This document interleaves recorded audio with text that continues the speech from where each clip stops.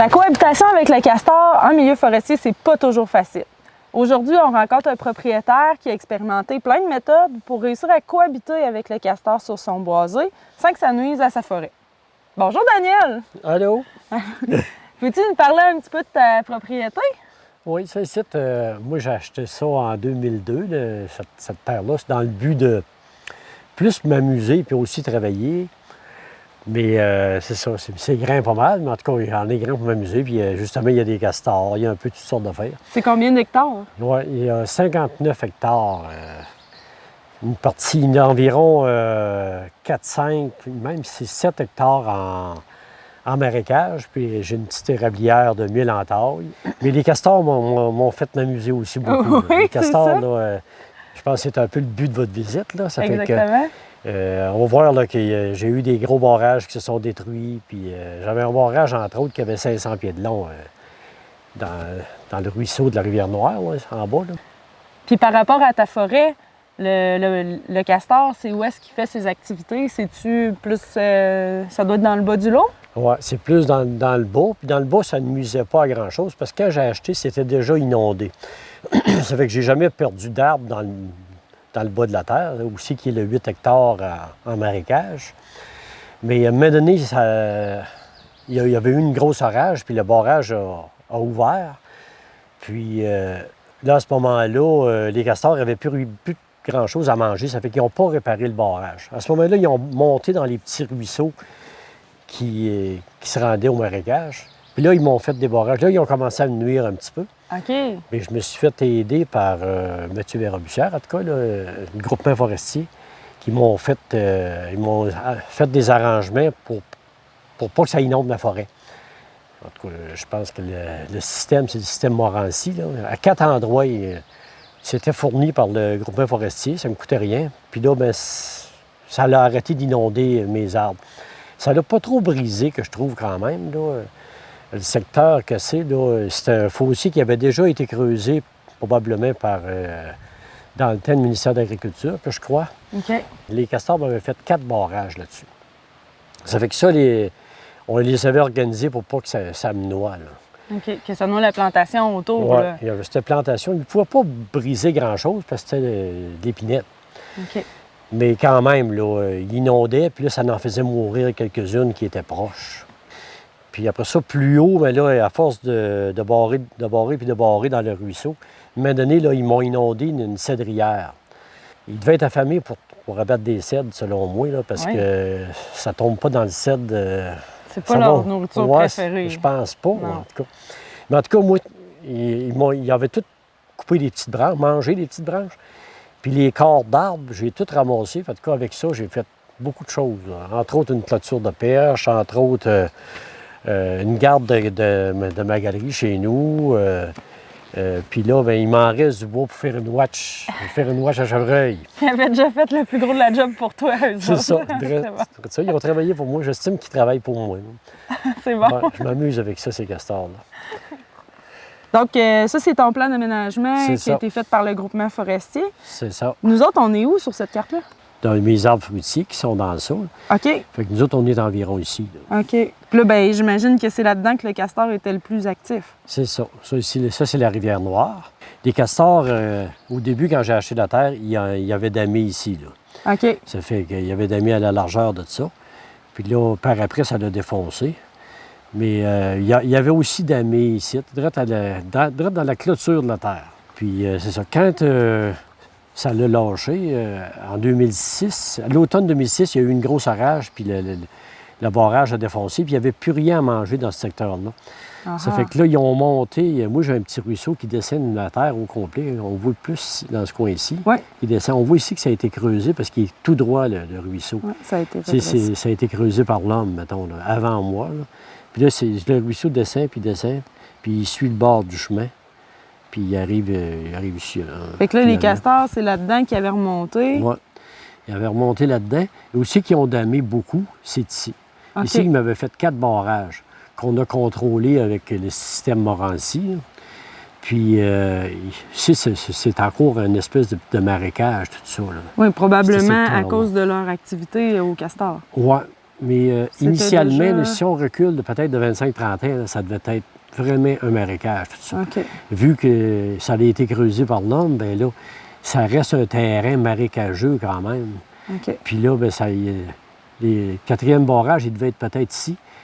Puis là, les castors ont pu venir dans ma cédrière que je parlais tantôt. C'est ici qu'ils m'ont fait un ravage de 100 pieds carrés environ, qui avait tout abattu les arbres. Ça fait que moi, j'ai pas eu besoin de travailler fort. J'ai eu juste à ramasser des arbres. Il n'y avait plus de branches, il n'y avait plus rien. J'avais juste quelques souches à couper. Puis j'étais capable de ramasser les arbres. OK. Ouais. En gros, c'est ça. Ici, j'ai un petit exemple de cohabitation avec le castor. Il y avait 2 gros trams qui étaient environ de 8 pouces de souche. Là, on les voit, les 2 souches. Tu sais. J'étais arrivé une fin de semaine, puis les 2 arbres étaient tombés sur les zones. On voit que c'est toutes des zones, puis ça tient quand même les arbres pas mal, parce que les 2 arbres étaient dans les arbres, le castor ne pouvait pas rien faire. Ça fait que moi, j'ai pris ma scie, puis je les ai coupés en 3-4 bouts. Là. Aussitôt qu'il en tombait un bout, ça descendait, puis ça descendait. Puis la semaine d'après, je suis venu, puis là, il restait plus aucune branche plus petite que ce grosseur-là. Les castors avaient tout mangé. Ça fait que là, j'ai fait du bois de chauffage avec le reste. Avec ce qui restait. Fait que là, c'est tout propre, il n'y a plus rien qui traîne. Hey, Tout c'est est un beau. beau travail d'équipe, ça. Oui, Fait que là, ici, Daniel, on est dans ton marais, là. oui. Ça, le 8 hectares là, de marécage, c'est ici. C'est là que ça se passe. Ouais. Puis c'est ici qu'en l'automne 2006, qu'il y avait eu une grosse orage, puis le barrage était un petit peu plus en aval. C'est là le barrage qui avait 500 pieds de long, parce que les castors devaient avoir damé le ruisseau. Oui. Puis à un moment donné, ça coulait à chaque bord du ruisseau, puis on élargi, puis on élargi. Puis il y avait 500 pieds de large, le barrage. Puis c'est ça, il est parti à l'automne 2006. On est arrivé en 2007, les castors, on s'est aperçu qu'ils ne faisaient plus rien parce qu'il n'y avait plus de bouffe. Ça fait qu'avec le groupement forestier, on s'est dit on va planter des peupliers hybrides. On s'est dit on va les planter dans les endroits les plus hauts pour être sûr qu'ils ne se fassent pas inonder quand l'eau reviendrait dans le barrage de castors, si on veut. Là, il avait bien poussé, mes peupliers hybrides, ils avaient été plantés au printemps. Puis le printemps d'après, il était encore beau, il était en train de grossir. Mais à l'automne de 2007, autrement dit, il y a eu une grosse sécheresse. Il n'a pas mouillé pendant un mois et demi. Puis ils sont tous morts, les peupliers hybrides. Il y en avait 3000, puis ils sont tous morts. C'est pas incroyable. Dans un Parce que- marécage, hein, Dans quand un même, là. marécage. Mais c'est un marécage que, autant que c'est bon pour que ça pousse, autant que ça se draine vite. Puis Ouais. si il manque d'eau, ben, tout crève. Oui, exact. Ça fait que là, ben, ça s'est pas. Puis là, après ça, en 2011, on a eu encore un gros coup. On a eu Irène, Oui. que les castors avaient quand même damé à des places. Mais là, ça l'a encore tout parti. Fait que, puis là, depuis ce temps-là, il n'y avait plus grand-chose, mais il commençait les castors à ressortir des barrages. Puis là, on est rendu à 2019. Puis là je m'aperçois qu'ils ont bien damé à cette partie-là. Puis si on pourrait voir en aval, il y a 2 autres barrages en aval dans pas long, qui fait que le niveau d'eau il est augmenté. Là. Exact. Puis on voit que la bouffe est revenue aussi, là. Il y a de l'onde qui pousse, puis ça. C'est ça, ça C'est fait- ça qu'ils ont. Ça fait 6-7 ans qu'il n'y a plus de castors, ça fait que là la bouffe est revenue. ça Là, a il y en a pour donné un bout. break à la végétation, finalement. C'est ça. C'est comme une ronde, C'est un cycle. un cycle, exactement, Ouais, c'est ça que un je cycle cherchais. naturel. Ouais. Avec là, je sais que ça sera pas long que je vais être bon pour me promener en canot encore partout. Là, il en manque encore un peu. Il faut que le barrage là, en aval, il remonte un peu. Là. Ben oui, parce que tu en profites, toi, de ce milieu-là, Ouais. finalement. Ouais. Là. Puis aussi, bien, quand le lac il avait 8 hectares, là, on pêchait la truite. J'avais 2 canots, puis un de mes amis qui venait, puis on se promenait en canot, puis on pognait de la truite partout. Ah ouais? Ouais. Ça doit être des beaux endroits pour les orignaux aussi. Oui, les orignaux se promènent aussi, chevreuils aussi. Puis dans le temps, quand c'était grain, là, la nappe d'eau, j'avais des grands hérons, des butards, Oh, wow. beaucoup de sortes. J'avais même une galinule d'eau une année que le type d'oiseaux, ils sont tous venus voir. Parce que ça a l'air qu'il n'y avait pas ça dans la région ici, il y avait ça dans la région de Montréal. Puis là, on avait une galinule, ça fait que tout le monde est venu la voir. La vedette galineux. Mais, Tu me parlais de Balbuzard aussi tout à ouais. l'heure, il devait venir pêcher. C'est ça. Puis c'est ça, des grands hérons nichés, beaucoup de sortes de canards, les outardes, bien sûr, les bernaches. Fait qu'ici, on est sur un barrage que le castor avait fait il y a une couple d'années. C'est ça.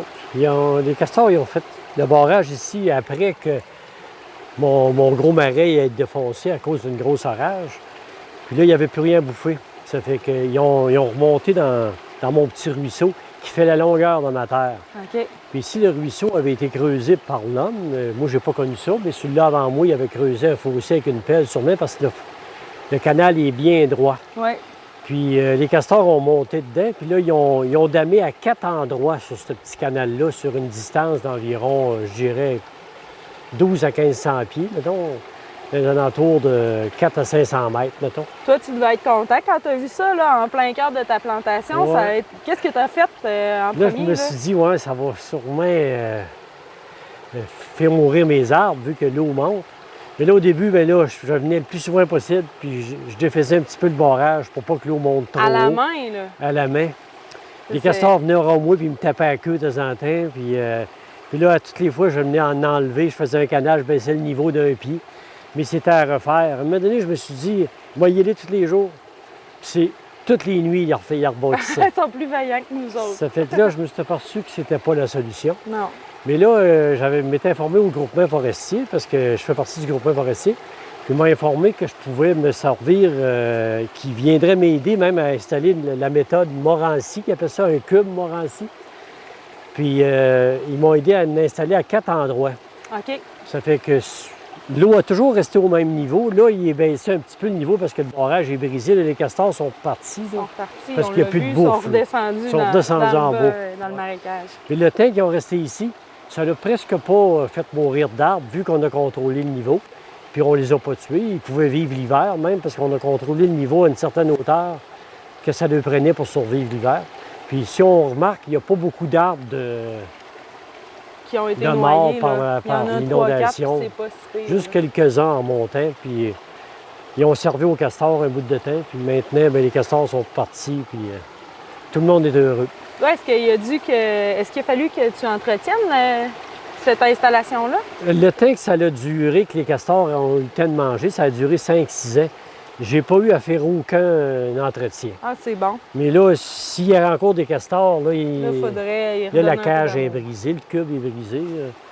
À la longue, là, les glaces puis tout. Mais le barrage fait encore sa job aux 3/4 à peu près. Le niveau d'eau, là, il est presque correct quand même. Ouais. Au Québec, on n'a pas un suivi régulier des populations de castors. En fait, le meilleur indice pour suivre ça à travers le temps, c'est de regarder combien ils s'en capturent par les piégeurs. Puis, c'est sûr que l'aménagement forestier a favorisé l'habitat du castor par un rajeunissement puis une augmentation des feuillus. Donc, on constate de plus en plus de présence de castors un peu partout. En même temps qu'il y a eu une baisse de la valeur de la fourrure, donc un certain désintérêt de la part des piégeurs à mettre un effort aussi intense qu'il pouvait y avoir dans le temps. Donc les populations se tiennent plutôt bien et on est loin de la situation qu'on a pu connaître au début de la colonisation où l'effort était très intensif pour la traite des fourrures. Le castor, il va chercher des endroits où le cours d'eau va avoir un faible débit. C'est sûr que dans l'idéal, il faut qu'il ait un maximum de nourriture à trouver au pourtour du plan d'eau. Donc, je disais cours d'eau à faible débit, mais aussi évidemment des lacs. La présence d'arbustes, d'aulnes, de saules va être particulièrement intéressante pour lui. Puis aussi les bandes riveraines feuillues. On a toujours l'image du castor qui va abattre un bouleau ou un peuplier fautrant, puisque c'est ça son espèce favori. Justement, donc toutes les berges qui vont être plutôt feuillues et arbustives, et avec un cours d'eau à faible débit, c'est l'endroit parfait pour l'installation du castor. Le castor, il est surtout reconnu pour les problèmes qu'il cause et justement les dégâts, que ce soit des arbres abattus ou plus généralement des inondations de sentiers qui passent proche de ces cours d'eau-là. Mais il faut toujours aussi garder en tête que le castor, c'est un ingénieur. C'est la seule espèce qui va créer son habitat. C'est lui qui va modifier l'environnement pour que ça fasse son affaire. Puis en faisant ça, il crée un nouvel habitat pour une multitude d'espèces. Donc c'est vraiment un élément clé et c'est pour ça qu'on ne veut pas encourager à détruire son habitat. Puis on est mieux d'encourager à cohabiter avec lui. Puis pour ça, il y a beaucoup de mesures qui peuvent être prises. Mais il faut d'abord reconnecter avec le fait que c'est un allié dans l'écosystème et dans la biodiversité. À la sortie de l'hiver, le castor il va aller chercher à s'établir un nouveau territoire et notamment les jeunes qui sont en dispersion. Donc c'est là qu'on va avoir un pic d'activité dans l'exploration du territoire par le castor et qu'on va voir les premiers signes d'arbres abattus, de début de barrage aussi. Puis c'est souvent conséquent avec les inondations qu'on retrouve au printemps qui sont causées par ces nouvelles activités. Puis le deuxième pic d'activité qu'on va retrouver, c'est à la fin de l'été où justement ils se préparent pour l'hiver. Et là, on a une deuxième vague de dispersion des plus jeunes. Donc, deux périodes vraiment avec des pics d'activité plus intensifs. Mais c'est sûr que c'est un animal qui est actif à l'année longue. Puis justement, il a besoin de faire des réserves pour l'hiver parce qu'il hiberne pas. Donc la gestion des populations de castors, c'est ça qui va nous permettre d'essayer d'éviter les conflits d'usage entre les différents utilisateurs du territoire, donc le castor, mais aussi le propriétaire forestier ou encore des usagers. On peut penser aux véhicules hors route qui utilisent des sentiers qui passent généralement proches des cours d'eau. La gestion de la population par le piégeage, c'est un élément incontournable d'une bonne cohabitation, mais ce n'est pas la solution unique parce que si un habitat est propice à la présence du castor, en enlevant quelques individus, c'est évident qu'ils vont être recolonisés par d'autres individus. Donc, ça permet d'avoir une gestion durable, puis d'encourager à cohabiter, encore une fois, avec cette espèce-là. Mais il y a également des aménagements qu'on peut faire pour encourager les barrages actifs sur notre territoire. La présence du castor sur un territoire, c'est sûr que ça peut engendrer différents conflits, différents dommages. On peut penser aux inondations des chemins forestiers. Donc là, on va avoir besoin de peut-être faire des aménagements au niveau des ponceaux, au niveau des calvettes, qui vont nous permettre d'avoir un certain contrôle. Même si on a une présence de barrage, l'eau va quand même pouvoir circuler à travers ce ponceau-là. Il y a différents dispositifs qui existent, qui ont été développés avec une expérience répétée par les piégeurs notamment, mais par beaucoup d'organismes également qui déploient ce type d'installation. Ce soit des cônes, des cylindres métalliques ou encore idéalement des pré-barrages qui demandent une installation un peu plus intensive de la part du propriétaire, mais qui est de façon générale plus durable, puisque toutes ces installations-là vont nécessiter un entretien. Ça reste un moyen de cohabiter et de favoriser la présence de tout le monde, mais il faut quand même considérer que l'entretien est nécessaire pour ce type d'infrastructure. Outre les chemins forestiers, il y a aussi les inondations des territoires en général. L'installation d'un système de contrôle du niveau de l'eau, ça va vraiment permettre de conserver un habitat qui est propice à, encore une fois, beaucoup d'espèces, mais il faut toujours considérer que ça demande un entretien ou du moins une surveillance. Et c'est sûr, vous avez toujours la possibilité de protéger des arbres individuels qui auraient une valeur particulière, qu'elle soit sentimentale ou économique. Là, ici, par exemple, c'est un peuplier qui peut être une essence particulièrement visée par le castor. Puis le principe, c'est simplement de mettre un grillage qui va protéger l'écorce de l'arbre, mais il faut toujours imaginer que ce grillage-là doit atteindre au moins 2 mètres idéalement pour dépasser du couvert de neige. Parce qu'au printemps, quand le castor va commencer à être à nouveau actif, il va atteindre l'arbre à une hauteur qu'on n'imaginerait pas en temps estival.